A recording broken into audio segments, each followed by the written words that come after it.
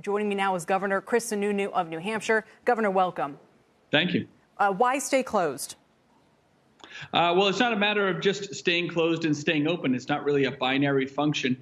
What we've had to do, as many states have, is take a very serious action, whether it's a stay-at-home order, essential versus non-essential businesses, closing the physical structures of schools while maintaining remote learning. And we're only 4, 5, 6 weeks into this. Now what we're looking to do is we're bringing stakeholders in, and we're designing guidelines, new pathways forward to get a lot of these businesses going. And again, you have to be stepwise about it. There are some that we probably won't be able to get going for quite some time. There's some we could probably do in short order. Hospitals, for example. We're going to look to get elective surgeries and other procedures going, because just in New Hampshire, hospitals are losing anywhere from $150 to $200 million in just this month. Wow. And so, again, allowing them to have the PPE, the testing capacity, their ability to segregate COVID versus non-COVID populations and get some of those procedures going back forward is a great first step, and probably one of the first areas we'll go after. So, again, it's not an A versus B. It's really about setting these guidelines where we think they need to be for public health and moving forward. You know, one of the things everybody says is kind of contingent on in terms of getting things going is testing, widespread testing. The president says the states need to do more. You know, all companies are trying to figure out how much testing to do. But is testing really the answer? I mean, take a business like ours. You could test everybody one day. They all go home. They live their lives. Maybe go to the grocery store and so forth. Are you going to test them again the next? I mean, is testing really the answer, or how else do we try to think about gradually reopening these economies?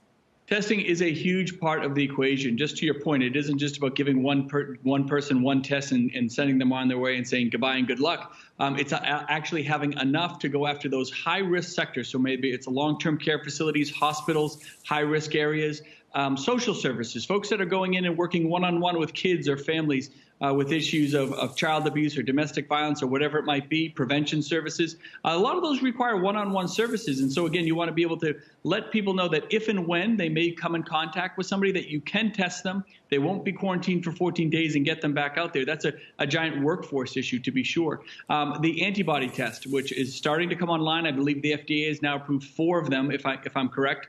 And those will start coming out, which is basically going to identify those who have had COVID. Maybe they didn't even know it, and then they can get back into the workplace that much quicker with a lot of certainty than they're not going to be carrying the virus home. Although we also know there's a lot of false positives, like we were talking about this morning. Let me ask you about the sequence and the timing here, which is so tricky, and whether we have to kind of just take the fall as the blank slate to begin. You can't necessarily have people starting to go back to work unless there's schools or some sort of childcare open. You know, making those decisions obviously is a really tough call because they're dense environments with a lot of people. So do you try to do things all at once, or do you stagger them? As we all see the computer trying to reconnect there. That was Governor Chris Sununu of New Hampshire.